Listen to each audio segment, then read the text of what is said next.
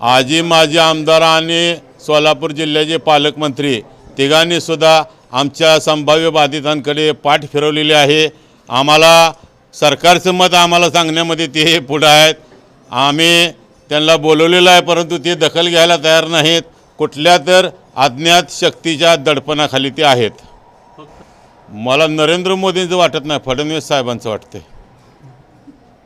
कारण नरेंद्र मोदींचं इतक्या खालवर लक्ष असलं असं, पण हा फडणवीस साहेबांचं ड्रीम प्रोजेक्ट असं तुम्ही लिहिता, त्यातनं आम्ही वाचतोय। त्यामुळे ते तसं काय असेल का काय असं वाटतंय। यानंतर काय उग्र स्वरूपाचं आंदोलन वगैरे होणार आहे? होणार आहे। पहिल्यांदा आम्ही मतदान घेऊ, आधी आम्ही सर्व लढा संवैधानिक पद्धतीने करणार आहेत। पहिले सभेपासून सुरुवात आहे, हे अभिरूप मतदान घेणार आहे। त्यानंतर मोर्चे होतील, त्यानंतर निदर्शनं होतील। सगळ्या कायदेशीर मार्गाने अगदी त्यातूनही राहिलं तर आमरण उपोषणापर्यंत आमची धडक जाणार आहे।